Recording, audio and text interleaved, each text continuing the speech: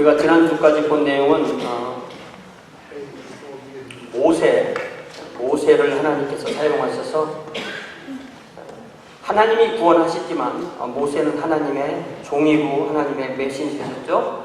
이스라엘 민족을 이집트에서 해방하시는 이야기를 우리가 2주에 걸쳐서 들었습니다. 하나님은 이스라엘을 당신의 백성으로 삼으시고 또한 그들은 하나님의 백성이 되셨습니다. 여호와는 그들의 하나님이 되시고 또한 그들은 여호와를 그들의 하나님으로 그렇게 믿고 따랐습니다. 하나님이 이스라엘을 하나님의 백성으로 삼으신 것은 그들을 제사장 나라로 삼으시려는 것이에요. 제사장이라는 말이 나오면 무조건 우리가 잊지 말아야 될 것이, 제사장은 백성과 하나님 사이에 서 있기 때문에 이스라엘 나라를 제사장으로 부르셨다는 것은 온 세상이 하나님의 백성이라는 뜻입니다. 우리가 잊어먹으면 우리의 신분을 잃어버리는 것이 됩니다. 하나님께서는 이스라엘에게 율법을 주셨고 또 그들에게 성막을 통해서 하나님을 예배하도록 그렇게 하셨습니다. 우리가 성막을 공부해서 아시지만 성막을 계속 들어가면은 밖에들이 있고 성소를 들어가고 지성소를 들어가고 언약궤가 있고 그 언약궤 안에 바로 하나님의 말씀을 율법을 적은 그 돌판이 그 안에 있습니다. 하나님과 이스라엘은 이처럼 이스라엘은 하나님께 순종하고 하나님이 그들에게 말씀을 주시고 이스라엘은 하나님께 예배를 드리고 하나님은 이스라엘의 예배를 받으시고 이렇게 하나님과 이스라엘은 말씀과 예배로 서로 연결되어 있습니다. 이스라엘은 이제 광야에서 40년간 훈련을 받은 후에 요단강 동편을 점령하게 되죠. 그리고 모세는 이 요단강을 딱 건너면 그게 가나안 서쪽 하나님께서 약속하신 동편도 약속은 땅이지만 그 땅으로 딱 들어가야 되는데 모세의 삶은 거기서 임무가 끝나고 120년의 파란만장한 생애를 마치고 하나님 앞에 가게 됩니다. 그러니까 모세는 40년은 이집트의 왕궁에서 40년은 광야에서 양치기로 그리고 40년은 이스라엘의 양을 치는 목자로 그렇게 살았던 것입니다. 이 시점에서 히브리서 기자는 여호수아 이제 창세기, 출애굽기, 레위기, 민수기, 신명기, 모세오경이 끝나면 여호수아가 나오는데 여호수아 1장부터 7장까지 보면 이스라엘이 어떻게 여리고성을 점령하고 그 사이에 어떻게 기생 나합은 구원받으면서도 어떻게 유다 지파에 속한 아간이라는 사람은 하나님 앞에 심판을 받는가 이 이야기를 이렇게 막 섞어놨어요.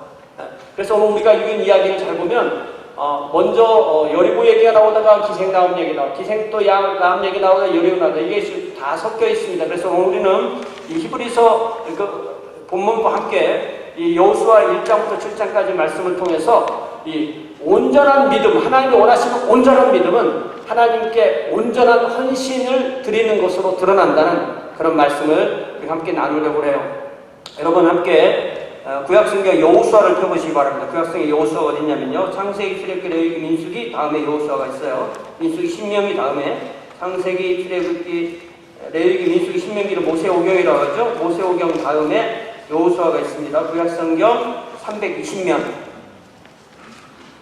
이 여호수아 1절에 보니까 여호와의 종 모세가 죽은 후에 여호와께서 모세의 수종자 눈의 아들 여호수아, 그러니까 눈의 아들 여호수아 그렇게 되니까 여호수아의 아버지는 누구세요? 그러면 어떻게 말해야 돼요? 눈. 그분 이름은 눈입니다. 눈. 눈의 아들 여호수아. 자, 에게 말씀하여 이르시되 내 종 모세가 죽었으니 세대 교체가 되는 거죠. 내 종 모세가 죽었으니 이제 너는 이 모든 백성과 더불어 일어나 이 요단을 건너 내가 그들 곧 이스라엘 자손에게 주는 그 땅으로 가라. 이렇게 하나님께서 여호수아에게 말씀하십니다. 그러니까 모세는 모세에게 주어진 일이 있었고 그래서 그는 그 일을 완수했습니다. 이제 하나님은 여호수아를 쓰십니다. 여호수아는 이스라엘 백성을 이끌고 요단을 건너서 하나님이 그들에게 주시는 땅을 정복하는 것이 여호수아에게 맡겨진 일입니다. 그러니까 모세는 모세에게 주어진 일이 있고 여호수아는 여호수아에게 주어진 일이 있듯이 저와 여러분 각자에게도 하나님께서 주신 일이 있는 줄 믿습니다. 나는 하나님이 나에게 주신 일이 무엇인지 모른다. 심각한 겁니다. 아직도 모른다. 심각한 거예요. 벙 떠사는 거죠.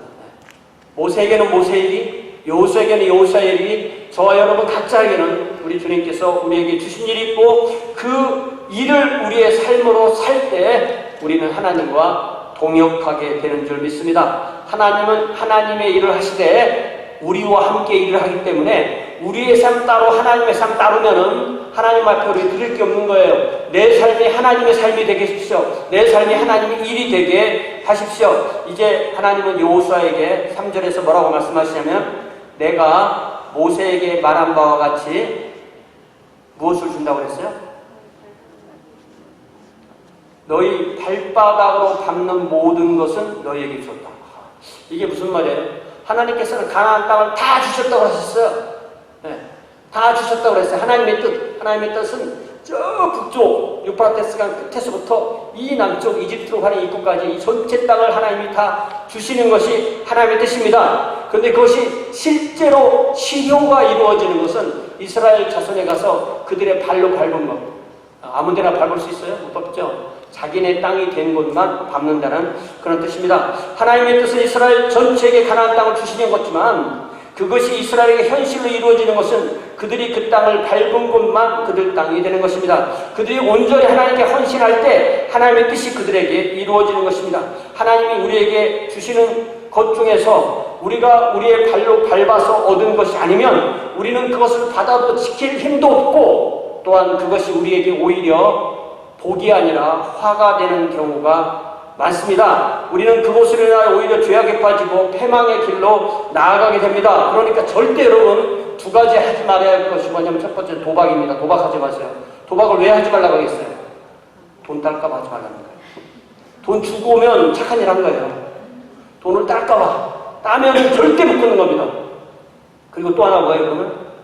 복권. 복권도 평생 사고 안 받으면 괜찮아요. 못 얻으면. 뭐 어디에 좋은 일로 쓰이겠죠. 누구를 도와주고. 뭐 교육사업에 쓰이겠죠. 그러나 그게 한번 터져봐요. 어떻게 되겠어요? 인생 망하는 겁니다. 우리는 절대로 우리가 감당할 수 있는 복만 구해야 돼요. 그렇지 않으면 우리 인생이 망하게 되는 것입니다. 우리의 삶에 있어서 대부분 우리의 삶의 모든 분야에는 이 원칙이 그대로 적용됩니다.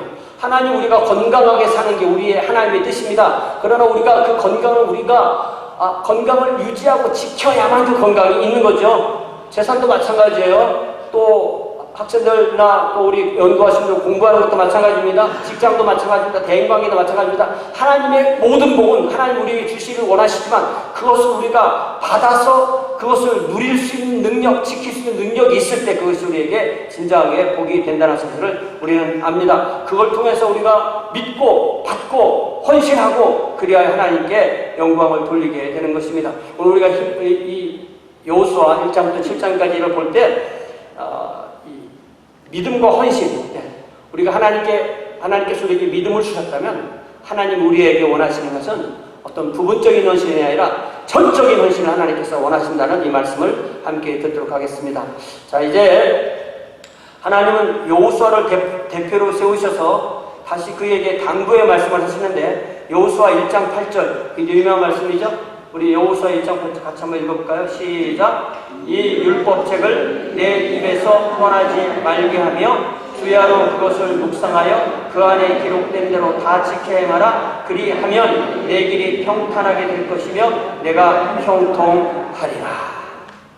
하나님은 모세를 통해서 창세기, 출애굽기, 레위기, 민수기, 신명기 이렇게 모세오경을 이스라엘에게 주셨습니다.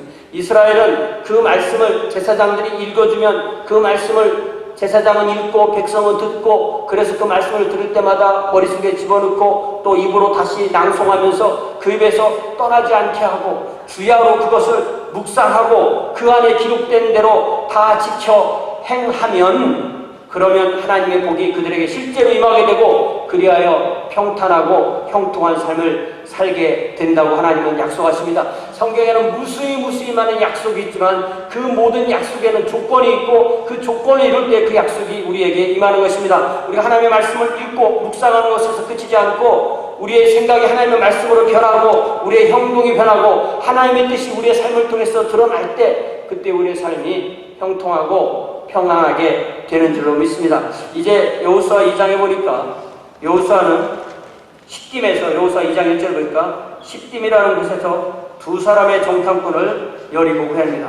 그러니까 요단강 가운데 있고요. 아직 이스라엘은 요단강 동편에 있고 여리고 성은 딱 그 요단강을 건너면 요단강 서편에 있는 그 성이니까 첫 번째로 그 성을 점령해야 되기 때문에 그 땅에 대한 정탐꾼을 보냅니다. 이 정탐꾼은 2장 1절에 보니까 그들이 가서 그 땅과 여리고를 엿보라하며 그들이 가서 누구네 집에 가서 유숙했냐면 라합이라고 이름하는 기생의 집에 들어갔다. 이게 좀 요새는 뭐 기생이라는 말 잘 안 쓰잖아요. 그래서 이게 사실은 그 매매춘을 한다는 그런 뜻인데 이게 또 단순히 매매춘만도 아니고 여관업하고 이렇게 연결되어 있는 거예요. 그러니까 그때도 사람들이 이렇게 이동할 거 아니에요?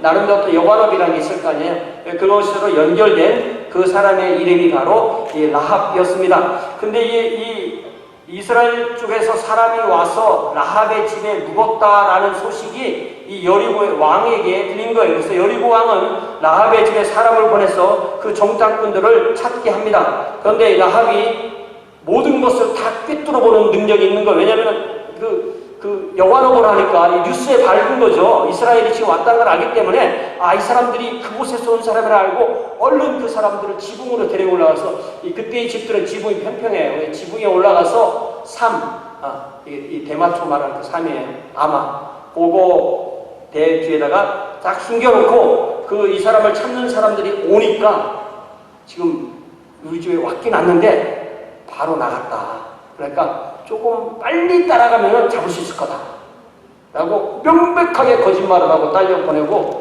그 틈에 다시 2층으로 지붕으로 올라가요. 그러니까 우리가 성경을 잘 보면 이 사람들이 거기서 하루 잔 거예요. 하루 자고 그 다음에 잡으러 사람들이 온 걸 알고 숨기고 잡으러 이제 잡는 사람들이 갔으니까 거기서 그날 밤 또 찾겠어요? 성경 보면 안 잤다고 되어 있어요.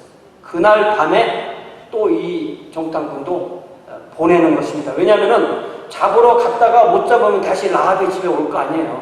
그러니까 라합이 이제 더 이상 이 사람들이 우리 집에 있으면 안 되겠다. 이렇게 해서 그들을 보내는데 그들을 보내기 위해서 지붕에 올라가서 라합이 그 정탐꾼들과 대화하는 이야기가 8절부터 나옵니다. 또 그들이 눕기 전에, 그들이 이미 잠이 들기 전에, 자려고 하기 전에 라합이 지붕에 올라가서 그들에게 이르되 하면서 자기의 신앙을 고백합니다. 내가 이 모든 소식을 다 들었다. 들어보니까 너희들의 하나님 그분만이 진짜 하나님이다. 우리가 대표적으로 11절에 이렇게 표현돼요. 봐봐요. 우리가 듣자 곧 마음이 녹았고 너희로 말미암아 사람이 정신을 잃었나니 누구는? 너희의 하나님 여호와는 위로는 하늘에서도 아래는 땅에서도 하나님이시다. 라합은 이스라엘의 하나님을 나의 하나님이라고 부르지 못합니다. 왜? 아직 그 하나님이 자기 하나님이 아니니까 그냥 너희의 하나님이에요. 너희의 하나님이라고 고백합니다. 라합은 하나님 앞에서 하나님의 백성이 쭉 이동할 때 그 하나님의 앞길을 가로막는 사람은 다 죽는다고 알았어요. 지금 그 이스라엘 백성이 자기네 민족, 자기네 성으로 오는데 우리가 이 사람들을 가로막으면 다 죽는다. 그러나 이 사람들의 하나님을 받아들이면 나는 산다는 것을 라합은 알았습니다. 그래서 라합은 하나님을 대적하는 자리가 아니라 하나님을 섬기는 자리에 있기를 원했습니다. 하나님을 너희의 하나님이 아니라 우리의 하나님, 나의 하나님으로 고백하기를 원했습니다.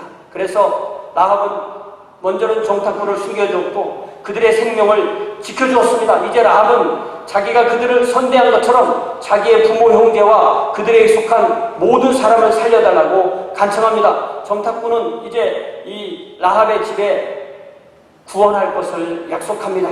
그리고 나서 그날 밤에 그 집에서 자는 것이 아니라 이 성경에 잘 보면은 라합의 집이 여리고 성에 이렇게 성이 있을 거 아니에요. 그 성에 그 성을 싼 그 성 위에 그의 집이 이렇게 있어서 그의 집에서 창문을 열고 밧줄로 이렇게 내리면은 성 밖으로 사람이 내려갈 수 있는 그런 집의 위치에 있었다고 되어 있어요.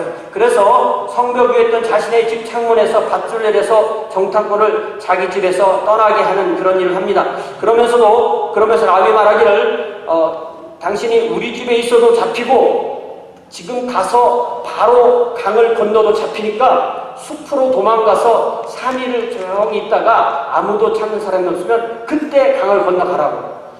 이라 보통 지혜로운 사람이 아닌 것입니다. 그렇게 말할 때 이 두 정탐꾼이 18절에 뭐라고 역속하냐면, 우리가 이 땅에 들어올 때, 18절 여호수아 2장 18절에 우리가 들어올 때 우리를 달아내린 창문에 이 붉은 줄을 메고, 그러니까 이 정탐꾼이 타고 내려간 그 끈이 색깔이 붉은색이었던 거예요. 그러니까 자기들이 그걸 기억하니까 그 붉은 줄을 그 창에다가 매놓아라. 그러면 붉은 줄을 메고 네 부모와 형제와 네 아버지의 가족을 다 내 집에 모으라. 그러니까 대가족의 소가족이에요. 대가족이죠. 하나님의 가족 구원을 약속하실 때 대가족입니다. 나의 밑에가 아니라 나의 아버지의 모든 가족을 다 집에 모으라. 누구든지 내 집 문에 나가서 거리로 가면 그의 피가 그의 머리로 돌아갈 것이요 우리는 허물이 없으리라. 그러나 누구든지 너와 함께 집에 있는 자에게 손을 대면 그의 피는 우리의 머리로 돌아오리라. 이렇게 서로 언약을 맺습니다. 라합이 이 두 정탐꾼을 달아내린 그 붉은 줄은 그 정탐꾼들만 살리는 줄이 아니었고 라합의 집에 들어온 모든 사람을 살리는 징표가 되었던 것입니다. 여러분, 이 라합의 집에서 이 정탐꾼을 달아내리고 또한 그 창문에 메어놨던 이 붉은 줄은 저와 여러분과 믿는 모든 사람들을 구원하시는 예수 그리스도의 보혈을, 예수 그리스도의 붉은 보혈을 상징하는 그런 징표가 되는 것을 믿습니다. 이제 정탐꾼은 산으로 피신해서 사흘을 숨었다가 요단강을 건너서 여호수아에게 이르러서 정탐의 결과를 발표합니다. 여기서 우리가 반드시 생각해야 볼 것은, 하나님은 여호수아가 정탐꾼을 보낸 목적을 이용하셔서 라합과 그의 가정을 구원하기로 작정하셨다는 것입니다. 우리가 예수님의 족보를 읽으면 라합 이야기가 나옵니다. 라합은 이방인입니다. 하나님의 뜻을 이루기 위해서 이렇게 작정하신 것입니다. 사실 여호수아는 정탐꾼을 꼭 보내지 않아도 됐을 수도 있어요. 그렇지만 정탐꾼을 보낸 것을 통해서 하나님은 라합을 구원하시는데, 하나님이 라합을 구원하셨다는 것을 잘 보면 하나님은 사람을 혈통으로 구원하지 않으시고 믿음으로 구원하시는 것을 믿으시기 바랍니다. 라합은 여리고 사람인데 구원받고 나중에 아간은 유다 지파 사람인데 멸망하잖아요. 혈통이 코리안이, 아메리칸이, 유대인이 구원받는 게 아니고 하나님께서 택하시고 하나님을 믿는 사람이 구원받는 줄로 믿으시기를 바랍니다. 하나님께 믿음으로 순종하는 그 사람이 바로 하나님의 백성으로 삼으시는 사람이라는 것을 분명히 보여주기 위해서 이 사건이 여기에 기록된 줄로 믿습니다. 그래서 라합과 그의 가족을 구원하시고 그의 후손을 통해서 예수 그리스도가 오시게 하시는 것입니다. 이제 여호수아 3장 4장은 이스라엘이 요단강을 건너서 가나안 땅에 들어가는 이야기입니다. 이스라엘이 이미 40년 전에 홍해를 건너는 구원의 기적을 체험했습니다. 이제는 요단강에 물이 찰랑찰랑 완전히 물이 최고의 수위로 가득 찼을 때 하나님의 기적으로 그들은 요단강을 안전하게 건넙니다. 그리고 여호수아 5장은 이스라엘이 길갈에서 할례를 받고 유월절을 지키는 이야기가 나옵니다. 이제 여호수아 6장입니다. 잘 넘어가죠. 1장부터 7장까지 할 때 언제 끝날까 했죠? 벌써 6장입니다. 자, 6장. 이스라엘 자손도로 말미암아 여리고는 굳게 닫혔고 출입하는 자가 없더라. 이렇게 되어 있죠. 근데 이제 하나님께서는 여호수아에게 말씀하실 때 이 여리고는 첫 번째 성이니까, 첫 열매니까, 가나안 땅의 첫 열매니까 아주 특별한 방법을 하나님께서 이 여리고를 주신다. 그러니까 너희들은 내 말을 따라가라고 하는데, 이 이야기를 잘 읽어보면 무슨 말이냐면은, 먼저 제사장 7명이 이 뿔나팔, 순양이나 이런 뿔나팔, 양강나팔이라는 뿔나팔을 불면서, 성경을 잘 안 읽으면 소리를 치지 말라고 했으니까 이 나팔 소리 안 들렸다고 생각하는데 나팔 소리 나는 겁니다. 뿔나팔을 불면서 앞에 제사장 7명이 가고, 그 뒤에 또 제사장들이 언약궤를 메고 그 뒤에 백성들이 따라가는데, 하루에 6일 동안 하루에 한 바퀴씩 나팔 소리 나는 겁니다. 계속 6일에 하루에 한 바퀴 돌고 자기 진에 가고 그렇게 6번 하고 7번째 날에는 드디어 아침 일찍 일어나서 7번 도는 거예요. 7번 돈 다음에 하나님께서 또 나팔을 더 세게 크게 불어라 그러면 백성들이 불고 나서 백성들에게 외치라면 그때는 모든 백성이 가장 큰 소리로 외치는 거예요. 외치라 여호와께서 너희에게 이 성을 주셨느니라. 16절에 여호수아가 이렇게 말하면 모든 백성이 소리를 외치고 그렇게 하여서 여리고성이 넘어지게 되는 겁니다. 자, 여러분 사람의 이 소리로요, 목소리로요 세게 하면 이 종이가 움직이나 안 움직여요? 움직이겠죠. 움직입니다. 소리로도 음파로. 네, 저는 움직이게 할 수 있어요. 그런데 그 외침을 이용하셔서 하나님 뭐를 무너졌다고요? 여리고 성을 무너지게 하신 거예요. 그래서 여기 이렇게 이스라엘은 나팔을 불며 행진하고 외쳤지만 하나님의 전적인 은혜로 그 성을 주시는 겁니다. 이제 17절을 보세요. 6장 17절 보면은 자, 그 성과 그 가운데 있는 모든 것은 여호와께 온전히 바치되 기생나합과 그 집에 동거하는 자는 모두 살려주라. 이는 우리가 보낸 사자들을 그가 숨겨주었으며. 자, 그러니까 바치고 라합만 살리라고 했으니까 바친다는 뭐냐면은 바친다는 말은 죽인다는 의미인 거예요. 그러니까 모든 생명 있는 것은 다 죽이고 불에 탈 건 다 불태우고 불에 타지 않은 금속, 금은, 동철은 여호와의 곳간에 드리라는 것이 바로 하나님의 명령이었어요. 자, 이걸 잘 보면요, 여리고가 멸망할 그때가 라합과 그의 가정은 구원받을 때입니다. 그죠? 어떤 사람이 죽을 때가 또 어떤 사람한테는 살 때라는 것입니다. 어떤 사람에게는 최후의 심판이 영원한 멸망의 때지만 우리는 그 요한계시록 19장 24에는 그 최후의 심판이 영원한 구원의 때인 줄 믿습니다. 어떤 사람에게는 예수님을 만날 때 그 사람이 예수님을 심판해 주고 최후의 심판 때 만나겠지만 이 땅에서 예수님을 구원해 주고 만나는 그 사람들은 예수님은 우리에게 구원의 주가 되시는 줄 믿습니다. 이 땅에 사는 동안에 예수님을 구주와 주님을 믿고 고백하고 따르는 그 사람들은 동일하신 예수님이지만 그 예수님을 우리를 지옥으로 보내시는 그러한 심판의 주가 아닌 구원의 주로 만나게 되는 것입니다. 이제 6장 18절에 보니까요. 6장 18절에 보니까 너희는 온전히 바치고, 그러니까 다 죽일 건 죽이고 불태울 건 불태우고 드릴 건 드리고 이렇게 하는 거죠. 그 바친 것 중에 어떤 것도 취하여서 뭐 사람이든 짐승이든 뭐 옷이든 뭐 금이든 그거를 너희가 취하여서 너희가 이스라엘 진영으로 바치는 것이 되게 하여 고통을 당하지 않게 해라. 그게 무슨 얘기예요? 바칠 것을 취하면 니들이 바치는 게 된다는 거죠. 하나님은 이 바칠 것을 내가 가지고 가면 나까지도 받으시겠다고 말씀하시는 거예요. 정확하게 하나님께서 이 말씀을 해 주십니다. 그러니까 온전히 바친다는 것, 그것을 사람이 자기 마음대로 내가 생각할 때 이게 좋으니까, 내가 이게 갖고 싶으니까, 내가 이게 불쌍하니까, 내가 이걸 살려주고 싶으니까 그렇게 하는 것 하나님께서는 완전히 금하셨습니다. 하나님께 온전히 바칠 것을 취하면 자신과 더 나아가서 이스라엘 공동체까지 바치는 것이 된다고 하나님께서 엄중하게 말씀하셨죠. 자, 그래서 이제 실제로 행동이 이루어지는 건 20절입니다. 이에 백성은 외치고 제사장들은 나팔을 불고 백성이 나팔 소리를 들을 때 크게 소리질러 외치니 성벽이 무너진지라 백성이 각기 앞으로 나아가 그 성에 들어가서 그 성을 점령했다. 그러니까 실제로 이스라엘이 한 거는 행진하고 13바퀴 돌고 제사장들 나팔 불고 언약궤 또 돌고 백성들 외치고 그렇게 할 때 그 성을 주셨습니다.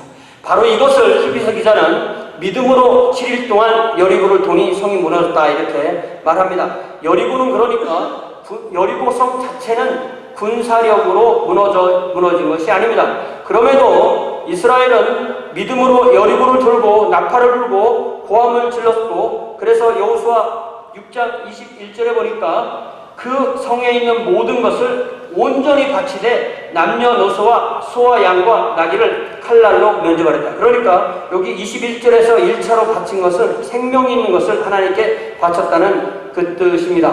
그러니까 하나님의 명령을 이렇게 순종한 거예요. 그러니까 살아있는 모든 것을 하나님께 바쳐라 했을 때 온전히 순종을 했습니다.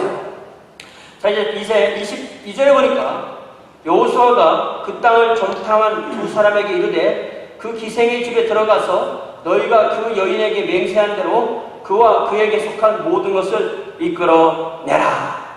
하나님이 택하신 라합과 그의 가족은 믿음으로 순종하고 살았습니다. 그리고 그 나머지는 순종하지 않고 죽었습니다. 사랑하는 성도 여러분, 저와 여러분이 예수님을 믿고 구원받고 하나님의 자녀가 된 것은 전적으로 하나님의 전적인 은혜로 우리가 구원받는 걸 믿으시기 바랍니다. 내가 똑똑해서 예수님 믿었는 줄 생각해보니까 나보다 더 똑똑하게 생긴 사람, 남의 사람이 있죠. 그럼 내가 혹시 멍청해서 예수님 믿었나 보니까 내가 볼 때 좀 멍청해 보이는 사람, 예수님 안 믿는 사람이 있죠. 그러니까 이거는 내가 선택한 게 아닌 거예요. 내가 선택한 게 아닙니다. 하나님이 나를 선택하셨기 때문에 내가 믿은 거예요. 아니, 라합이 구원받고 라합 아닌 사람, 라합 옆집에 있는 사람 왜 구원받지 못해요? 하나님이 택해서 구원받게 되는 것입니다. 그리고 이제 23절에 보니까 정탐한 젊은이들이 들어가서 라합과 그의 부모와 그의 형제와 그에게 속한 모든 이들을 이끌어내고 또 그의 친족도 다 이끌어내어 그들을 이스라엘 진영 밖에 두었다라고 이렇게 되어 있어요. 이처럼 라합의 말을 듣고 라합이 전해준 하나님의 음성을 듣고 하나님의 말씀을 믿고 그 하나님을 믿고 그 집에 들어간 모든 사람은 구원을 받습니다. 그럼 만약에 내가 라합 오빠야, 야 라합아, 다른 사람들은 다 죽는데 나만 살았다고 거기 들어가냐? 안 들어갔어요. 그 집에. 오빠야, 내가 안 들어갔어요. 그럼 사람이 죽어요. 어떻게 됐을 것 같아요? 라합이 그런데 오빠 자리가 하나 남았으니까 자기 보이프렌드를 데려다 놨어요. 살을까 죽을까? 사는 거지. 라합의 집에 들어가면 사는 거지.